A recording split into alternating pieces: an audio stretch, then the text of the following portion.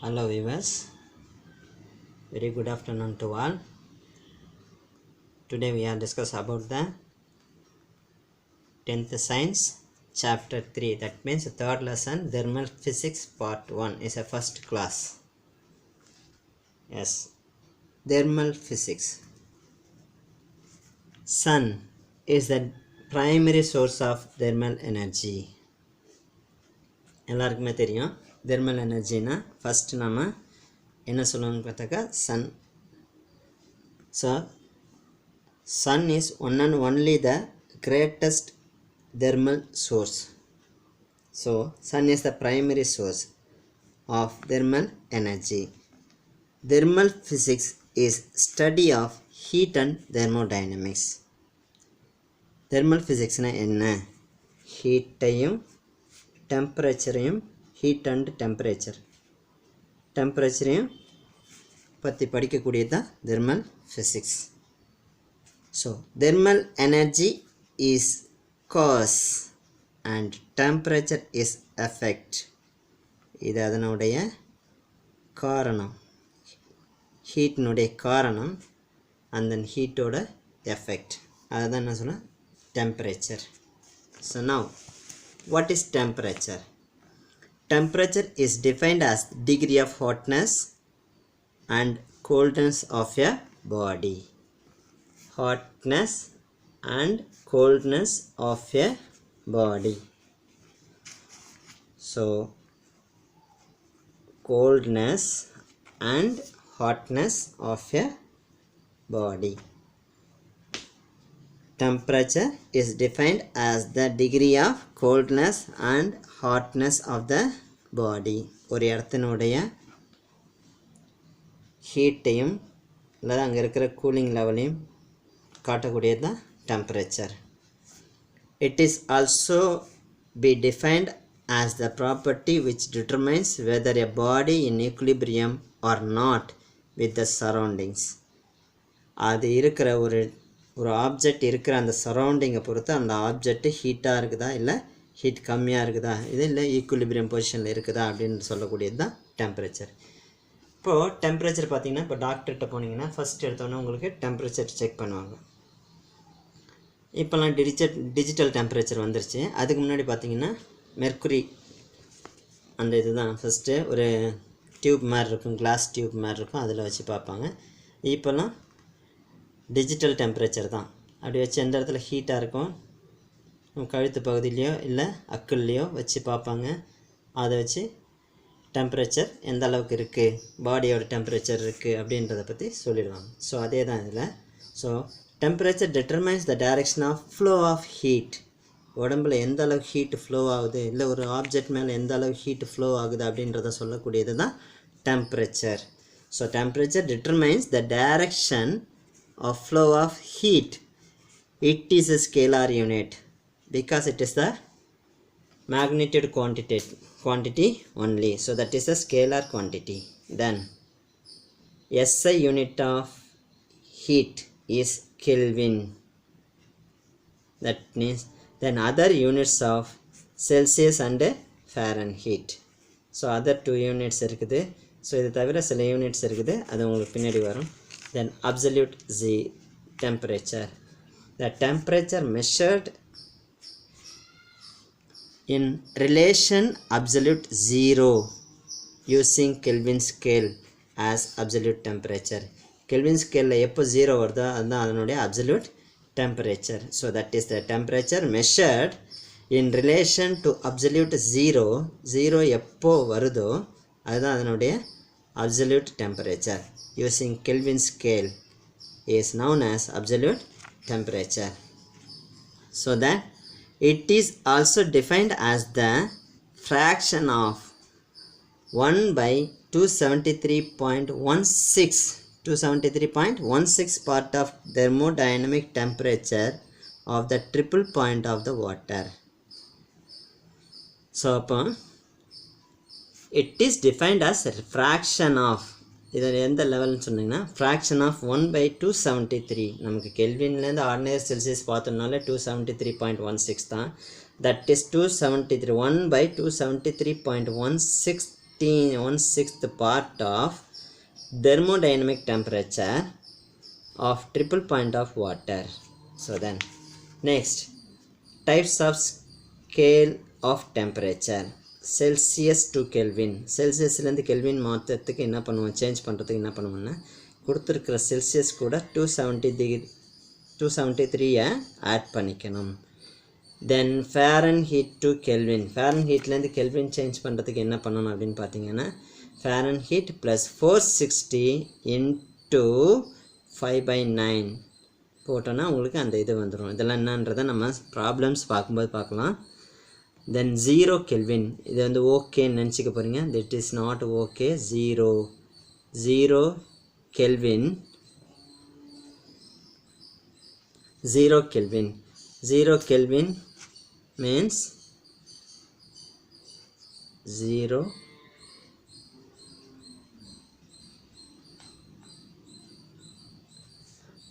Kelvin. So 0 Kelvin means -273 degree centigrade. So then next is a new thermal equilibrium. Thermal equilibrium. So இப்போ இதில் பார்த்தீங்கன்னா ஒரு நிமிஷம் இருங்க.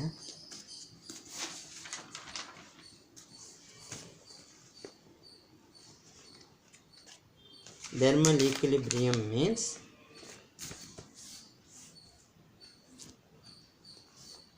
you see the diagram. இந்த டயக்ராம் பாருங்கள் நல்லா.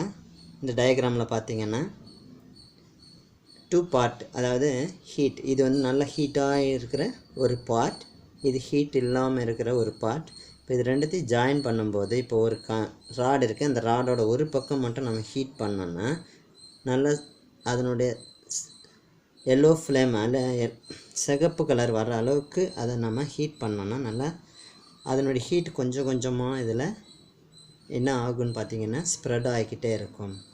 எது வரைக்கும் ஸ்ப்ரெட் ஆகும்னு சொன்னாக்கா இந்த சிஸ்டம் ஃபுல்லாக ஒரே டெம்பரேச்சர், ஈக்குவல் டெம்பரேச்சர் ஆகிற வரைக்கும், அதாவது இந்த ஹாட்டாக இருக்கிற இந்த செக்ஷன்லேருந்து கோல்டாக இருக்கிற இந்த செக்ஷனுக்கு கொஞ்சம் கொஞ்சமாக ஹீட்டு ட்ரான்ஸ்ஃபர் ஆகிக்கிட்டே இருக்கும். அந்த ட்ரான்ஸ்ஃபர் ஆகிறது ரெண்டு பக்கமும் ஈக்குவலாக ஆகிற வரைக்கும் இது வந்து ட்ரான்ஸ்ஃபர் ஆகிட்டுருக்கும். இதுக்கு பேர் தான் தெர்மல் ஈக்குலிபிரியம் அப்படின்னு சொல்லுவோம். ஸோ இந்த டயக்ராம் பார்த்திங்கன்னா உங்களுக்கே புரியும். இப்போது ஒரு ஹாட் வாட்டர் இருக்குது. இந்த ஹாட் வாட்டர் எடுத்துக்கிட்டிங்கன்னா ஒரு கிளாஸில் ஹாட் வாட்டரும் ஒரு கிளாஸில் கோல்டு வாட்டரும், அதாவது ஃப்ரிட்ஜிலேருந்து எடுத்து நல்லா ஹீட், ஒரு கிளாஸில் வந்து ஹாட் வாட்டர் நல்லா ஹீட் பண்ணது 100 டிகிரி சென்டிகிரேடுக்கு எடுத்துக்கோங்க. இன்னொரு கிளாஸில் கோல்டு வாட்டர் எடுத்துக்கோங்க. அப்போது ரெண்டுத்துலேயுமே இந்த மாதிரி ரெண்டுத்துலேயுமே இது வந்து ஹாட், இது கோல்டு. ஸோ அப்போ இந்த ஹாட்டில் ஒரு டெம்பரேச்சர் வச்சுருங்க, இந்த கோல்டில் ஒரு தெர்மாமீட்டர் வச்சுருங்க. இந்த தெர்மாமீட்டர் பார்த்திங்கன்னா இதனுடைய டெம்பரேச்சர் வந்து குறைஞ்சிக்கிட்டே வரும். அதாவது 100 டிகிரிலேருந்து அந்த ரூம் டெம்பரேச்சர் இருக்கிற வரைக்கும் குறைஞ்சிக்கிட்டே வரும். இதனுடைய டெம்பரேச்சர் வந்து இன்க்ரீஸ் ஆகிட்டே இருக்கும். ரூம் டெம்பரேச்சர்லேருந்து அப்சர்வ் பண்ணி இன்க்ரீஸ் ஆகிக்கிட்டே இருக்கும்.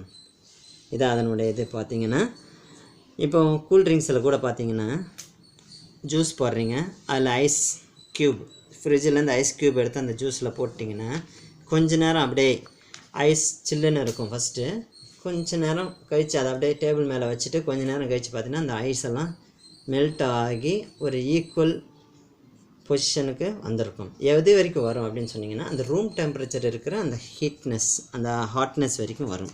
தென் அதுதான் thermal equilibrium. So that is 2 or more physical system or bodies is said to be in equilibrium if there is no net flow thermal energy between the system. ரெண்டு சிஸ்டத்துக்கும் இடையில equal temperature, equal heat transfer ஆகிற வரைக்கும் அது என்ன ஆகிட்டு. That is to transfer of heat energy from hot body to cold body until thermal equilibrium between தம்.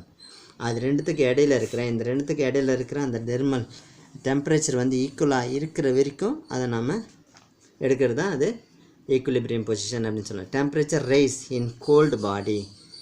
இப்போ என்ன பண்ணணும் பார்த்தீங்கன்னா ஐஸை கொண்டு வந்து நார்மலாக ஹாலில் கொண்டு வந்து ஒரு கிளாஸில் வச்சோன்னு வச்சுக்கோங்க, கொஞ்சம் நேரம் கழிச்சு மெல்ட் ஆகி அப்படியே நார்மல் டெம்பரேச்சருக்கு வந்துடும். அப்போ என்ன பண்ணுவோம், ஹாலில் இருக்கிற அந்த ஸ்பேஸ், அந்த சரௌண்டிங்கில் இருக்கிற அந்த ஹீட்டை அப்சர்வ் பண்ணி அது மெல்ட் ஆகி கோல்டாக, அதாவது கொஞ்சம் நார்மல் டெம்பரேச்சருக்கு வந்துடும்.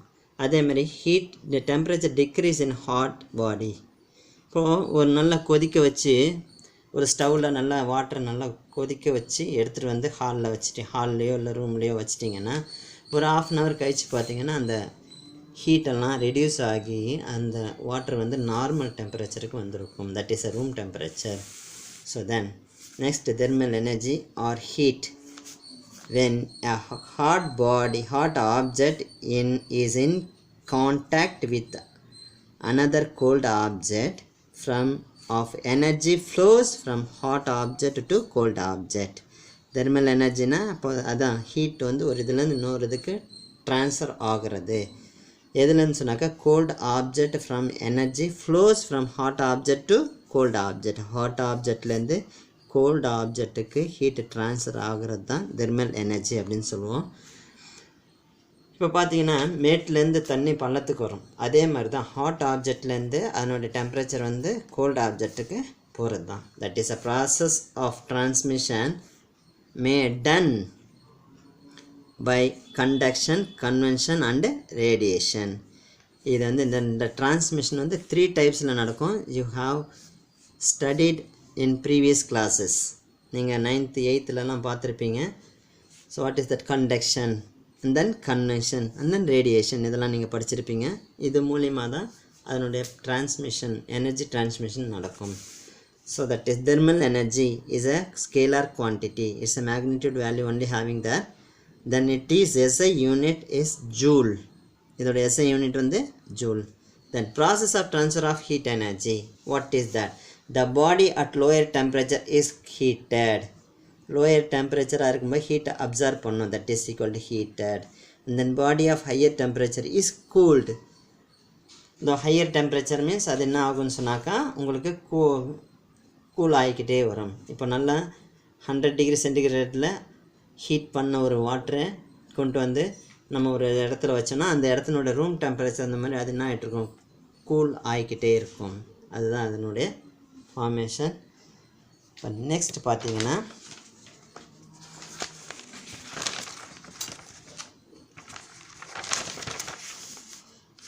characteristics future features of heat energy transfer. So that heat always flows a system at higher temperature to lower temperature.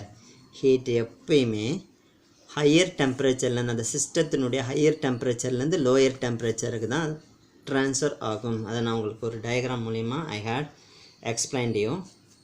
Then mass of a system is not altered when it's heated or cooled. This is very important.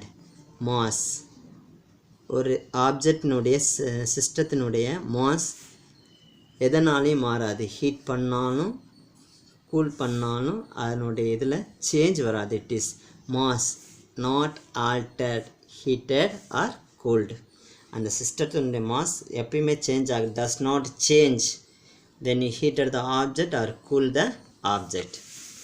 Then for any exchange of heat, the heat gained by cold system is equal to heat lost by the hot system.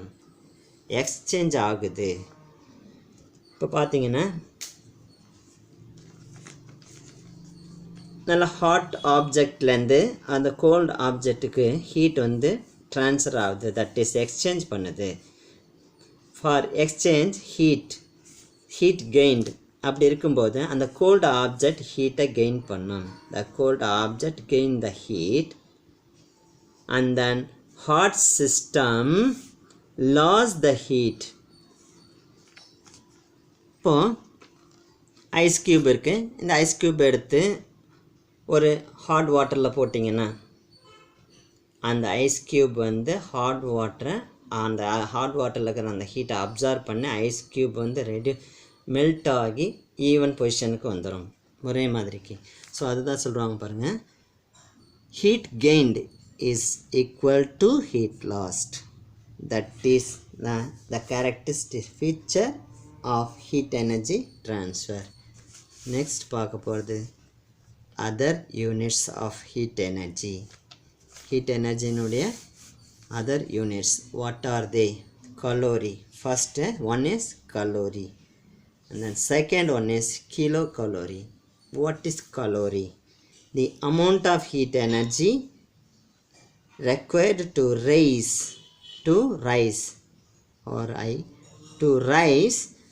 the temperature of 1 gram of temperature of water through 1 degree centigrade. So அப்போது 1 gram substance வாட்டரை 1 degree சென்டிகிரேடுக்கு rice பண்ணுறதுக்கு தேவையான heat energy தான் calorie அப்படின்னு சொல்லுவோம். Kilo calorie means சின்ன வித்தியாசம் தான். The amount of heat energy required to raise the temperature of 1 kilogram of water. 1 kilogram வாட்டரை 1 டிகிரி சென்டிகிரேட் அளவுக்கு ரைஸ் பண்ணக்கூடியது தான் கிலோ கலோரி. 1 கிராம் ஆஃப் வாட்டரை 1 டிகிரி சென்டிகிரேட்டுக்கு ஹீட் பண்ணுறதுக்கு தேவையான எனர்ஜி தான் கலோரி. அதே 1 kilogram of water, 1 litre water இல்லைன்னா 1 கிலோ வாட்டர் எடுத்து அந்த வாட்டரை வந்து 1 டிகிரி சென்டிகிரேட் அளவுக்கு ஹீட் பண்ணுறதுக்கு தேவையானது தான் 1 kilo calorie. So it is very important. Question 1 mark and 2 mark questions. Today's class over. So we will meet the next class. Thank you, students.